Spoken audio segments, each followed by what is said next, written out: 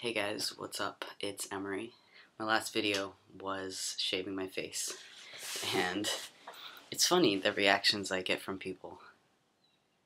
Just saying. I'm drinking functional infusion, B vitamins and green tea and shiitake mushroom and rooibos tea, blackberry, blueberry, pomegranate. I got a question earlier today or last night in my Facebook others message area. That's where my messages go if you don't friend me on Facebook, but you send me a message. I don't get an alert, but I'm trying to stay on top of it. So I'm not going to mention any names because obviously this person isn't out. But they were saying that they're in the process of coming out as gender neutral. And so when I first came out to my mom and the woman I was dating at the time and a few close friends, I was coming out as gender queer. I'm not sure if that's the same thing as gender neutral. I feel like gender neutral, it sort of gives the idea that you're like smack dab in the middle of the gender binary, and that's they pronouns. For me, I came out as gender queer, falling to the more male side of the binary, and that's because that was what was right for me at the time. I felt like I didn't want to let go of my femininity. I didn't want to cut my hair. I didn't want people to see me any differently. All of my close friends in the community, and as well as evolved allies, I like to call them, people who understand gender and that it's not one thing. They always, I've always been M, and I've always been androgynous to them. You know, when the L word first came out, they were like, oh, you're like Shane. I get it. You know, because Shane gave that very masculine but still feminine, sexy vibe. And I know that there's a lot of issues with the L word and stuff and whatever, but that's the example that people had. You know, that was the main media source of anything sort of genderqueer. And I really identified with that, and it gave me sort of a reference, I guess. And you know, the way I came out to my mom was I was like, there's this term that people are using, and it sort of feels like they're talking about me. You know, mind you, I came out as lesbian at 12, and you know, I dealt with that in school, and it was tough. You know, kids can be mean, and to throw coming out as gay on top of teen angst is a real scary, sketchy thing to do. I wasn't a quiet kid. I had a lot of friends, or a lot of people knew who I was, and anyway,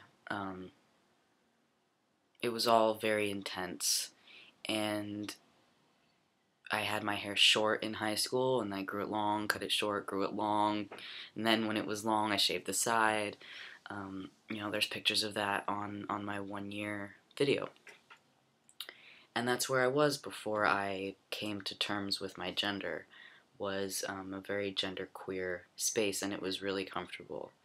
And I think it was easier. You know, I bought my binder in that phase, and I told my mom, and she, of course, was like, oh, but you're a pretty body, and you're so pretty, and she had always said that to me growing up, that, you know, I never wanted my chest or my hips. My hips have always been a huge source of dysphoria. Like, I wanted to wear guys' pants, and they didn't fit me the way I wanted to, and that just killed, that threw me off. And my mom was always like, oh, but you're so beautiful and you have such a pretty feminine body. And of course, that's her being supportive. And I did have a pretty feminine body. And had I been female, I may have been very appreciative of that. But anyway. This person that sent me a message, they said that they were feeling like people aren't respecting their gender identity. I feel like for people like us who, well, I guess I'll say like me. I know that there are other people out there who feel like I do, and that's why I feel okay making videos like this and saying us, but I'm not speaking for anybody. I'm not speaking for this person who wrote the message. But for the non-conforming, um, it's really frustrating because a lot of people just don't understand, and it feels like they don't understand because they don't take the time to try to understand. You know, I remember making a video after coming out as Facebook, coming out on Facebook as FTM. I wrote my letter, I sent it out, and a month or two later, I made a video for another channel, and I was talking about how people are still commenting on my Facebook wall using my birth name and female pronouns. I had sent out that message, you know, I said, hey, this is how I identify, so if you want to respect me, this is how to do it, and here are some links that you can read up on what this means, and what it means to me, and what it means for you. And people being cool with it isn't something I was ecstatic about. It was, you know, you should be cool with it. There's nothing wrong with me. But I was hoping more for more people to jump on board and figure out what that means, and like, you know, so that it's not such a foreign thing, because I don't think it should be, you know? And apparently they have classes about this kind of stuff in college, but you know, it's a rare breed for people to really comprehend what gender identity means to someone, because it really feels like you're not like you're invalidating their existence. You're like, but you know, that's not the case. And I always, you know, when I start to repeat myself, I want to be like, watch this video, but I'm going to say it now, again.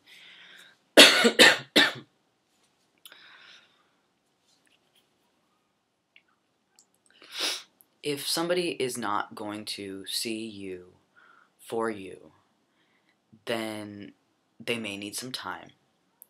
But if they don't, I think it sort of says something about your relationship with that person. Patience is key. Patience, patience, patience, because things do change. Moments pass. Times will tell. But people, whether or not people change, is a debatable topic. Because, for example, I had a really close friend before I came out, and we spent like every night together. And we were really good friends, and I really looked up to her, and I really thought we were going to be friends forever. And when I came out, she was like, oh, okay. And I was like, she just needs some time. She'll see that I'm still me, and I'm still cool, and I'm still worthy of her friendship. And she's still kind of like, okay. And it depends. Like, for me, that's because she is set in her ways. And if people aren't willing to look into it, then nothing's going to change. And you got to let go of that, because you really have no control. I did try to be like, I'm still me, and, you know, let's hang out and remember this inside joke and that kind of stuff. But that didn't work out. And it made room for new experiences and new friends and new people to come into my life. Yeah, so they're saying practically no one is using gender neutral pronouns. Their dysphoria is horrible, and it feels like they are invalidating their existence. It feels like my identity feels like my identity is being rejected. That sucks. That sucks for all of the people who are missing out on what an amazing person you are. My solution was to get involved with the community and to put myself as I am out there for as many people to reach out to as possible. And here I am. Tumblr has helped me. I know that's, if you're not on Tumblr, you probably don't understand, but you can find millions of posts about anything that you're feeling or could possibly relate to. It's true. You will find other gender neutral presenting and identifying people on Tumblr. You will get on Tumblr. Do it. Do it and reach out and talk to people, because all I have is that little bit of experience with the gender queer, and for me that was like, I've always been male. Like, I want to draw a picture. Okay, so here is the gender spectrum, right? We have female, and we have male, right? I don't know if that's backwards or not, but whatever. We're all a little backwards. And then gender neutral, right?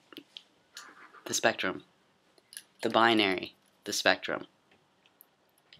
And I started out feeling here, but presenting here, right? And then as I got older, I went back and forth between here, as most females do. I got comfortable right about here and was saying that I was gender queer, and I was. And then the more I got comfortable with myself and did my meditations and writing and stuff like that, but I still fluctuate. I still go like this all the time. And I don't know what it's like to sit in the middle. For me, using the term genderqueer was a way for me to not have labels or boundaries, and to sort of experiment with what it was like telling people about my gender and how it was feeling. It was the first term that I identified with. I was watching a lot of FTM videos and talking to FTM people, and but I didn't realize I was identifying, really. I thought either I was infatuated or curious, and I was all those things.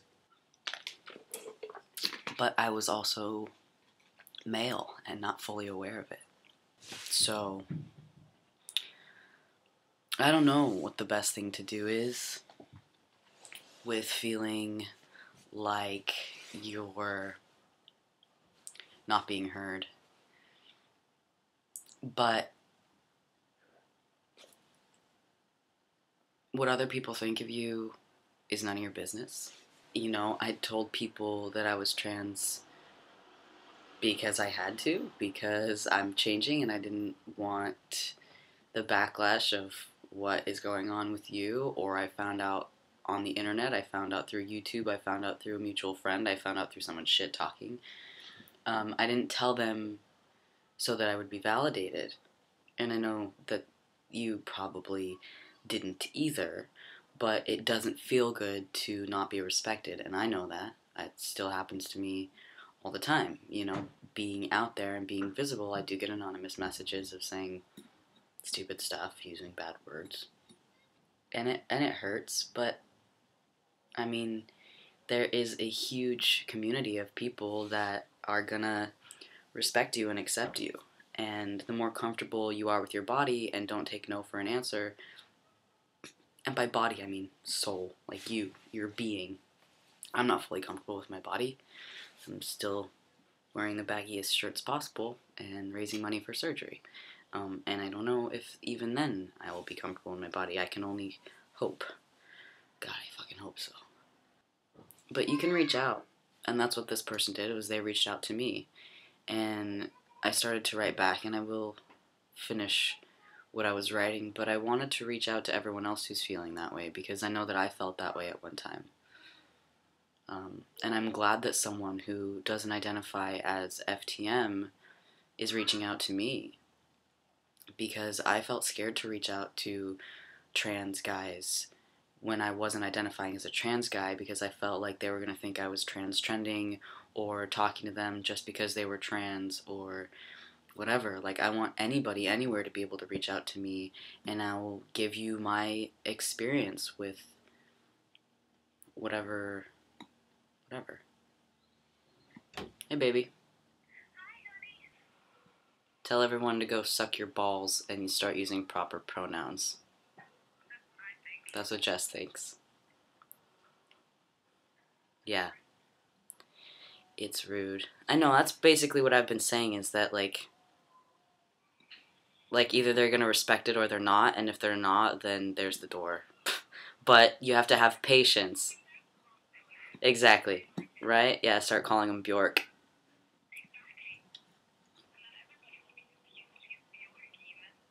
Use Bjork even. Okay, bye.